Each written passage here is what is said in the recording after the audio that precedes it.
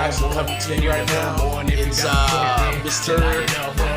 Ballin, you know, Mr. B, Mr. Ballin. This is titled The Most Terrifying. This is titled The Most Terrifying Family You've Never Heard of. Mature audiences only. Alright? Shout out to Mr. Ballin. What up? I'm Big Street. Like, comment, subscribe, share. Let's do it.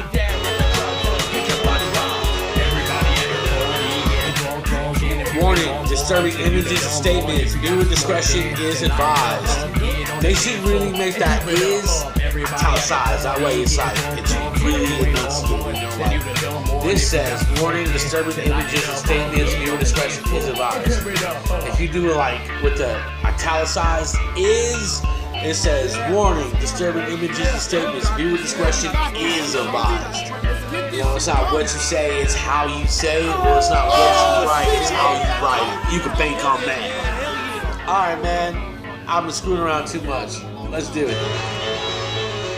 In the early 1950s, Harold Alexander, who was a young stonemason living in Hamburg, Germany, came in contact with an old man named George Reel. George was the leader of a small religious group called the Lorber Society. This group, which never had a large membership at any point in their short history, was rooted in the Christian faith, but their views were far more extreme than the average Christian congregation. For example, many Christians believe in the concept of self-denial, which in layman's terms means to deny oneself some personal human pleasures, like certain sexual practices or the overindulgence of food or drinking, and all of this is done to gain favor with God. But George and the other members of the Lorber Society took this concept of self-denial to the extreme. They practiced it so aggressively and so literally that nobody in the society could really have a life of their own. All they could do to adhere to their society's very strict rules was to worship God 24/7. In addition to their very severe lifestyles, members of the Lorber Society also believed that anybody outside of their small society was basically evil. So Harold meets George. It's unclear exactly how he meets George, but he does, and immediately Harold is blown away by George. He thinks he's totally incredible, he's so charismatic, and apparently George felt equally highly about Harold. And so right away they have this friendship, they strike up, and Harold and his wife Dragma, they end up joining the Lorber Society, and they completely give themselves over to this very intense lifestyle, and they listen to everything George tells them to do. And then very quickly after Harold and his wife had joined this society, their leader, George, became very ill, and it became clear he was going to die soon. When George was on his deathbed, Harold went to visit him, and after speaking with him privately in this room, Harold emerges and he tells his wife that George has told him that he is going to be the next leader of the Lorber Society once George passes away. And so his wife accepts this, as does the rest of the society members, and then after George actually does die, everyone in the society just turns towards Harold and begins listening to him and following him. It's worth noting that we don't know for sure if George really did tell Harold that he was going to be the next leader of the Lorber Society, or if Harold just made that up because he knew George was going to die soon and he could kind of get away with stealing that title. Over the next few years that Harold was in charge of the Lorber Society, he began introducing a new concept to the members. He would continuously tell them that they needed to be ready for when the next prophet of God returned to the earth. Harold told his members that when this happened, 1, Harold would know immediately and he would tell them, and 2, whatever this prophet wanted, no matter how confusing or crazy or terrible, they had to do it without question because this was God's will. In 1953, so roughly a year or two after Harold has taken over the Lorber Society, he and his wife, Dragma, have their second child. It's their first boy, and they name him Frank, and as soon as this child is born, Harold looks at him and determines that this boy, his son, is the prophet they have all been waiting for. And so he tells his wife and he tells the members of the Lorber Society that his son, Frank, is the prophet of God, and everyone across the board completely accepts it. As the prophet, Frank, grew up, he was shamelessly worshipped and waited on 24/7 given by the members of the Lorber Society and his own family. And so naturally, this had a profound impact on the way Frank thought and how he behaved. By the time Frank was at the age of grade school children, he fully believed that he was the prophet of God, and he began using that authority to kind of boss his family around more than he really needed to, especially his 3 sisters and his mother. But no one ever intervened because, again, this is the prophet of God and he can do whatever he wants. When Frank turned 16, he started thinking about girls and sex, but he was conflicted because he had been taught everybody outside of this society he was a part of were evil. And so he didn't want to pollute himself by having sex with these evil women. And so he went to his father and told him that he wants to start having sex with his mother and his sisters in order to stay pure. And his father, Harold, not only embraced the idea, he encouraged it. And in fact, he would often join in with his son during the sexual intercourse. As for the 4 Alexander women, they completely accepted their new roles as sexual objects because they believed by doing whatever Frank the prophet wanted, they were serving God. Eventually, one of these sisters began talking to some of her very few friends at school about how she was kind of jealous of her other sisters for all the attention they were getting from Frank. And so the friends kind of picked up on this strange relationship between the siblings, and before long, rumors had started about there being some incestuous relations inside of this family, and those rumors eventually made their way to the parents of students, and then from the parents, that made its way to the police, and before long, Harold had discovered that the Hamburg police were about to launch an investigation into his family. And at the same time, Harold also discovered that members of the Lorber Society, they had heard about these incest rumors as well, and they had their own suspicions already, and they were not on board with incest. And so they were very clearly starting to distance themselves from Harold and his family. And so it was pretty clear to Harold that the writing was on the wall. He and his family were no longer welcome in Hamburg. And so he goes to the Lorber Society and kind of retires and says, I'm leaving. You need to find yourself a new leader of this society. And then he and his family completely broke ties with the Lorber Society. They left Hamburg and fled south to Santa Cruz, which is a city on the Canary Islands in Spain. And so they settle into this little apartment inside of this busy city, and very quickly they fell back into their old routines of constantly worshiping Frank, the prophet of God, despite the fact that they were no longer affiliated with the Lorber Society. And so their actions were now being driven by their own personal belief system. 10 months later, on December 22nd, 1970, a wealthy doctor named Walter Trankler was at his villa, which was located not far from where the Alexanders lived, when he heard a knock at his front door. When he opened the front door, he saw there were these 2 men who he didn't recognize, who were covered head to toe in what looked like mud. And at first, he was totally taken aback by their appearance and almost wanted to just shut the door. But in order to be polite, he kept the door slightly open and said, hey, how can I help you guys? And the 2 men would introduce themselves as Harold and Frank Alexander, and they were there to speak with one of their family members, Sabine. Sabine was one of Frank's 2 younger sisters, and she worked for the doctor as a housemaid.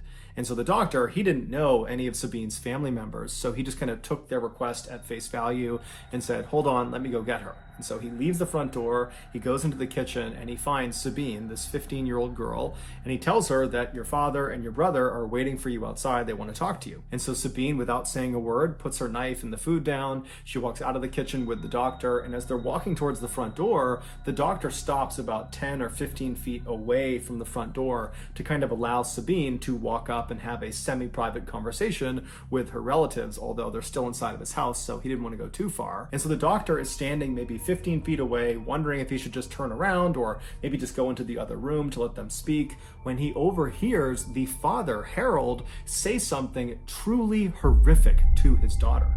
It was so shocking that the doctor stopped what he was doing, turned, and looked directly at Sabine to see how she was going to react to what she just heard. But to the doctor's absolute shock, Sabine didn't break down and start crying or start screaming out in pain or anguish. Instead, she reached out and grabbed her father's muddy hand and pressed it to her cheek and said, "I'm sure you did what was necessary." and then the two embraced. The doctor stood there totally shocked, staring at these people, wondering what the heck they're doing, why are they here, what are they talking about, is this really happening? And then he just kind of blurts out, "Hey, I'll be right back, stay right there." And then the doctor turned around and darted out of the front hall into another room where he barricaded himself inside, and then he called the police. When the police showed up just a few minutes later, they rolled into the front lot and they saw Harold, Frank, and Sabine were still just casually standing in the front doorway of the doctor's villa, seemingly not really trying to go anywhere or do anything. And so the police get out of their car, they walk up to the trio and they say, "What's going on? What are you doing here?" And Harold very calmly and casually tells one of the officers the same horrible thing that the doctor overheard him saying to Sabine. Except this time, Harold specified to the officers where this horrible thing took place. He said it happened inside of their apartment. The police were shocked at Harold's candidness and the fact that his two kids were standing right next to him and they're hearing what their father is saying. They too are just totally detached and very calm, as if nothing their father is saying has something to do with the mother. Effect on them. That has something to do with the mother. As usual. And so the police asked Harold to repeat the story a few times to make sure they were hearing him correctly, and then they just arrested Harold and his two kids. After the three Alexanders were brought to the police station, 3 other police officers were sent over to the Alexanders' apartment in Santa Cruz to see if what Harold had said was actually true. And when these officers opened the front door to that apartment, they immediately could tell it was all true. The following is the story of what happened inside of that apartment based on the testimony given by Frank and Harold. Are we ready for this? Guys, are we ready?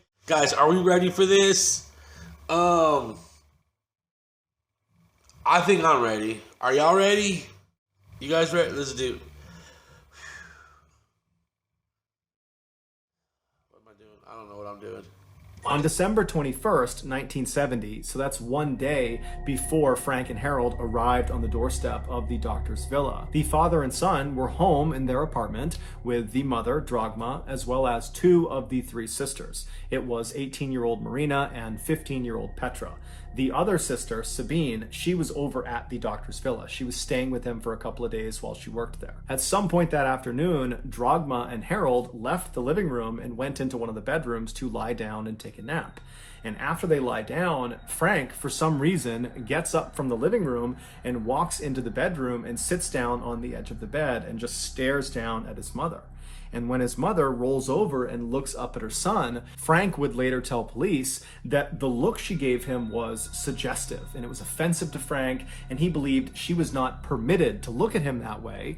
And so in this moment that she's looking at him, he said he instinctively knew that the killing hour was upon them. The killing hour was not a Lorber Society concept. It was something that Frank and most likely Harold had come up with, and the rest of the family, the mother and the 3 sisters, had totally accepted. According to Frank and Harold, women were impure, and the only way to purify them, i.e. send them to heaven and not hell, was to murder them. And so it was just fundamentally understood in the Alexander household that at some point Frank was going to declare that the killing hour was upon them, and when that happened, all the women in the household were told to stop what they were doing and wait for Frank to sacrifice them.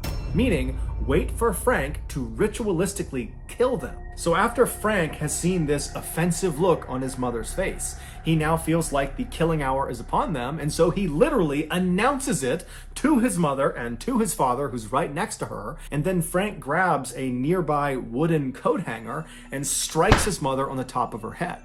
Now, his mother, she's heard that the killing hour is upon them, and he's starting to beat her, and so what does she do? She follows the rules. She flips herself over onto her stomach, puts her hands down by her side, and lays flat and still so Frank can more easily kill her. And so Frank begins wailing on the back of his mother's head with this wooden coat hanger, while his father, Harold, excitedly leaps out of the bed, doesn't try to stop what's going on. He runs into the living room, and he begins very enthusiastically playing playing the organ. An organ is like a piano that's played a lot of times inside of Christian churches. And so with all this commotion going on in the house, the other two sisters that were there, Marina and Petra, they come out of their bedrooms into the living room. They see their father playing the organ, and they look into the bedroom where they hear all this noise, and it's Frank murdering their mother.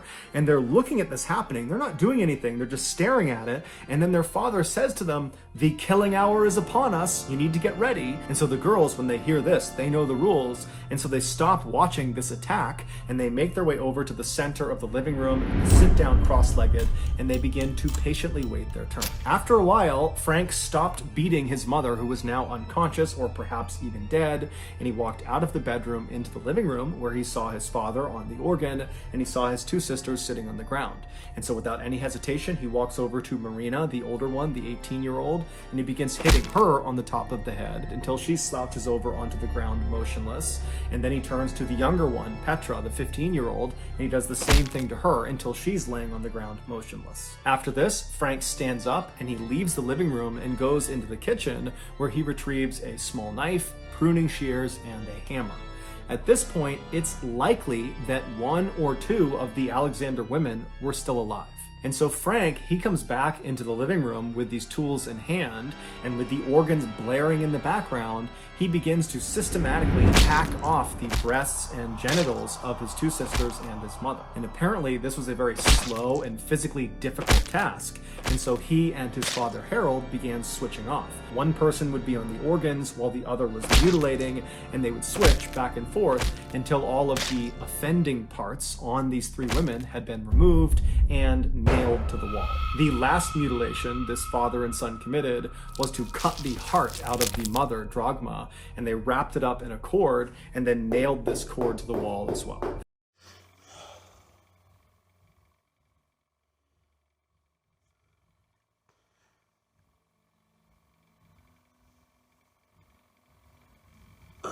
Then, with the three Alexander women either dead or close to death, the father and son began running around the apartment, yelling and singing and rejoicing. They were extremely proud of what they had just done. Later that night, they left the apartment and slept in another property that they owned, and then the following day, December 22nd, they went to the doctor's villa to tell Sabine the good news. And so they knock on the door, the doctor answers, he goes back and gets Sabine. Sabine walks up, and Harold, her father, says to her, "Sabine, we wanted to tell you right away that Frank and I have just finished killing your mother and your sisters."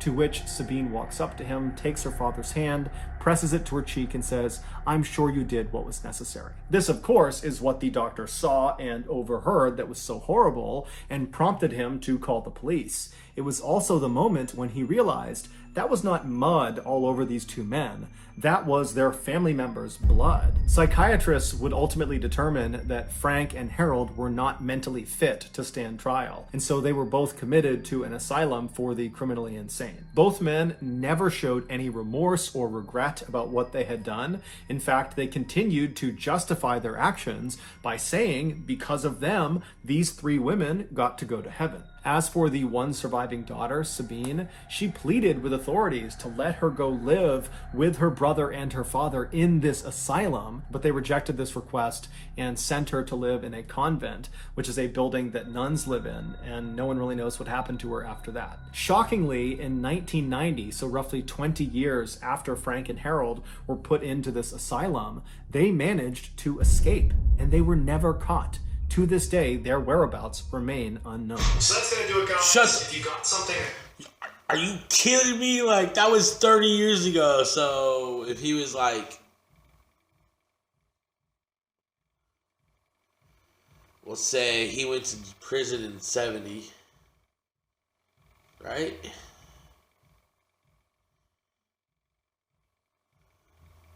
$20 years. That'll make him 30. So he's about 60 now. His dad is old, but that crazy prophet guy, that dude could still be out there. He might have enough strength to do what he did. You know what I mean? Like, that's crazy, dude. Like, I've read the Bible and none of that stuff's in there. I can't recall. I don't remember Revelations too much, but none of what that stuff happened was like in any of the other stuff. And then there's some weird stuff in the Old Testament. You know what I mean? Like lamb blood on the door, or your firstborn is gonna die. What? I don't question the guy. I just don't understand it, and that's what makes the Bible so mythical. I don't know, dude. I don't know what the fuck I'm talking about. All right, dude. Y'all been great, dude. I'm gonna keep saying dude like that, dude. Okay, dude, for real, dude. All right, dude. All right, dude. Check it out, dude. All right, man. All right, dude. Y'all been great, dude. Like, dude. Comment, dude. Subscribe, dude. And don't forget to share it, dude. All right. All right, man. I'm Big C. Y'all be great. Peace.